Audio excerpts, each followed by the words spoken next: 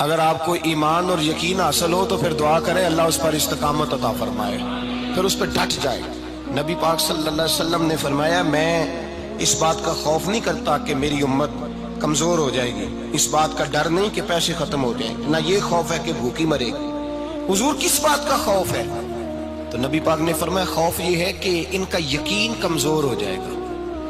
یاد رکھیں اگر اعتبار نہ ہو تو گھر نہیں چلتا، تو اگر اللہ رسول پر یقین کامل نہ ہو تو پھر بندہ مسجد نہیں آ سکتا، پھر اس کا دین نہیں چلتا، پھر اس کے لیے مشکل ہے نماز، پھر اس کے لیے مشکل ہے راہ خدا میں خرچ کرنا۔ میرے نبی پاک نے فرمایا یوں نہ کہا کر کہ یا اللہ چاہے تو دے چاہے تو نہ دے، جب مالک سے مانگ تو کہا کر یا اللہ تجھی سے مانگنا ہے، میں لے کے اٹھوں گا، تو مجھے دے گا۔ فرمایا جتنا تیرا یقین کامل ہوگا اتنا ہی اللہ تجھے جھولی بھر کے عطا فرمائے گا۔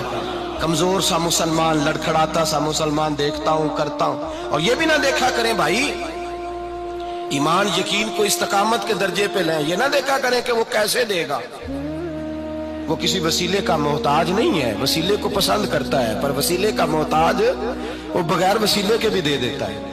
ہر آدمی ماں باپ کے ذریعے پیدا ہوتا ہے، اگر پیدا کرنا چاہے تو جناب عیسیٰ کو بغیر باپ کے پیدا کر دیتا ہے، اگر پیدا کرنا چاہے تو حضرت آدم کو بغیر ماں اور باپ کے پیدا کر دیتا ہے۔ جب یقین رکھے، یقین قرآن مجید پڑھیے،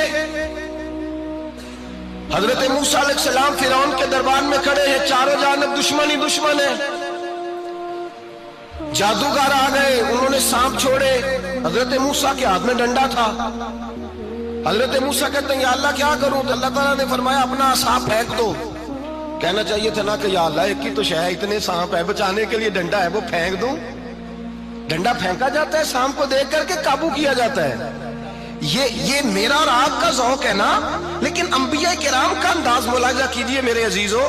اللہ فرماتے ہیں ڈنڈا، اے موسیٰ ڈال دے اپنا عصا، پہلے نہیں فرمایا کہ سانپ بن جائے گا، فرمایا بس تو ڈال دے۔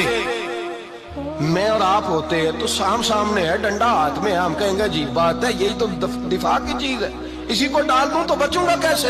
کہا ڈال دو، تو حضرت موسیٰ نے ڈال دیا، کہا میرے رب کا حکم ہے تو میرے لیے بہتر ہی ہوگا۔ اللہ فرماتے ہیں جب موسیٰ نے ڈالا تو میں نے اس ڈنڈے کو، اس عصا کو اژدہا بنا دیا۔ اب کبھی عصا بھی اژدہا بنے، کبھی چھڑی بھی بہت بڑا اژدہا بنی ہے، لیکن قرآن کہتا ہے جناب موسیٰ نے ڈالا تو اللہ نے اژدہا، بلکہ اس سے پیچھے چلیے، عورتیں کمزور یقین کی ہوتی ہیں نا، جناب موسیٰ پیدا ہوئے تو اللہ فرماتے ہیں میں نے موسیٰ کی ماں کے دل میں بات ڈالی، ماں کے دل میں، صندوق میں ڈال کے تو اس کو دریا میں بہا دے۔ اور بھائی صندوق میں کہہ سکتے ہیں نا آکسیجن کیسے جائے گی، اور دریا میں بچے بچنے کے لیے ڈالے جاتے ہیں کہ ڈوبنے کے لیے ڈالے جاتے ہیں؟ ماں کے دل میں یقین کمزور نہیں تھا ماں کا۔ انبیاء کے ماں باپ موحد ہوتے ہیں، دین کو ماننے والے، ماں کے دل میں اللہ نے بات، اللہ قرآن میں کہتے میں نے وحی کی، میں نے القاء کیا، میں نے بات ڈالی۔ حضرت موسیٰ کی ماں کہتی ہے میں نے ڈال کے نا سمندر میں بیٹا، میں نے سمندر میں بیٹا ڈال کے صندوق میں بند کر کے رب کے حوالے کیا۔ آپ فرماتے ہیں میرے مالک کا بھروسہ کیا تو پھر میرے مالک کا کام دیکھو، کمال دیکھو، میں نے دریا میں ڈالا، اللہ نے فرعون کے گھر میں میرے بیٹے کی پرورش کرا دی۔ یہ یقین کہ حضرت موسیٰ کے پاس قوم آئی، قرآن پڑھیے، کہ جناب پانی چاہیے، وَإِذِ اسْتَسْقَىٰ مُوسَىٰ لِقَوْمِهِ، موسیٰ نے اپنی قوم کے لیے پانی مانگا، ہم نے کہا فَانْفَجَرَتْ مِنْهُ اثْنَتَا عَشَرَةَ عَيْنًا، اپنا ڈنڈا پتھر پہ مارو۔ عقل والا آدمی ہوتا تو اڑ جاتا، کہتا یا اللہ پتھروں سے بھی کبھی پانی نکلا ہے؟ اضرب بعصاک الحجر، مارو پتھر پہ ڈنڈا۔ اللہ کے نبی نے منٹ نہیں لگایا، تھا کر کے ڈنڈا لگایا، فَانْفَجَرَتْ مِنْهُ اثْنَتَا عَشَرَةَ عَيْنًا۔ اللہ فرماتے ہیں جناب موسیٰ نے ایک عصا مارا، میں نے 12 چشمے جاری کر دیے۔ تو لے تو اللہ کرتا ہے، اللہ کہتا ہے پڑھ نماز روزی دوں گا، کہتا ہے سوچتا ہوں۔ اللہ فرماتا ہے آجا مسجد میں تیرا ہو جاؤں گا، کہتا ہے دیکھتا ہوں۔ رب فرماتا ہے تو میرے محبوب کی غلامی کر، میں تجھے محبوب بنا لوں گا۔ تو کہتا ہے تھوڑا بڑا ہو کے داڑھی رکھنی ہے، ابھی سیانا ہو کے، میں ذرا سرٹیفکیٹ لے لوں اسرائیل سے کہ کتنے سالوں کے بعد آئیں گے، پھر شروع کروں گا۔ پروگرام بنا رہا ہے، ابھی تو ارادے میں ہے۔ اللہ کے پیغمبر کا ڈنڈا، اور اس سے زیادہ آگے بات ہو گئی، پیچھے فوج لگی ہوئی ہے فرعون کی، مجمع ہے، ہزاروں لاکھوں کا لشکر لے کے، تلواریں نیزے، فرعون پیچھے، آگے دریا آ گیا۔ حضرت موسیٰ علیہ السلام کھڑے ہیں، اب کدھر جائیں؟ اللہ پاک نے فرمایا مارو ڈنڈا۔ کہاں؟ پانی پہ ڈنڈا مارو۔ اب حضرت موسیٰ علیہ السلام پانی پہ ڈنڈا مارے تو پانی ابھرے گا، اس سے زیادہ کیا ہوگا؟ پہلے پتھر پہ ڈنڈا مروایا تو پانی نکلا، اب پانی پہ ڈنڈا مروایا، فَإِذْ فَرَقْنَا بِكُمُ الْبَحْرَ فَأَنْجَيْنَاكُمْ وَأَغْرَقْنَا آلَ فِرْعَوْنَ۔ اللہ فرماتے ہیں موسیٰ نے پانی پہ ڈنڈا مارا تو میں نے پانی میں رستے بنا دیے۔ ایک جگہ ڈنڈا مارا تو پانی نکل آیا، دوسری جگہ عصا مارا تو پانی خشک ہو گیا، 12 چشمے بن گئے، 12 رستے بن گئے دریا میں سے۔ حضرت موسیٰ علیہ السلام گزر گئے اور اللہ فرماتے ہیں فرعون بھی آیا تو اسے میں نے غرق کر دیا، اور وہ کھڑا دیکھتا ہی رہ گیا کہ بنا کیا ہے۔ جب یقین کامل نصیب ہوتا ہے، اعتماد کی دولت اللہ دیتا ہے، جب انسان کو یہ انشراح صدر ہو جاتا ہے کہ میری نجات خدا کے حکم میں ہے اور رسول اللہ کے قدموں میں ہے، جب اسے یہ انشراح حاصل ہوتا ہے تو پھر نماز کا لطف آتا ہے۔ غور کیجئے کیا جملہ کہہ دیا میں نے، پھر اسے نماز کا پھر اسے نماز بوجھ نہیں بلکہ نماز نہ پڑھے تو اس پر بوجھ ہوتا ہے، پھر قرآن مجید اس کی روح کا ساتھی ہو جاتا ہے، پھر عبادات، تقوی، پرہیزگاری، پھر وہ ایک سنت کے چھوٹنے پر پریشان رہتا ہے جب یقین کی دولت نصیب ہوتی ہے۔ قرآن مجید فرقان حمید نے کہا ایمان لاؤ تو پھر ایمان پہ ڈٹ جاؤ، مسلمان بنو تو پھر اسلام پر۔ پھر یہ جو کمزوری ہے نا، یہ دیکھتے ہیں، کرتے ہیں، چلتے ہیں، ابھی کل ابھی پرسوں بہانے ہیلے، ابھی میں نماز شروع کرتا ہوں دیکھتا ہوں لا الہ الا اللہ محمد الرسول اللہ صلی اللہ علیہ۔ جب کسی نے کلمہ پڑھا تو اس پر پورا دین ضروری ہے، پورا۔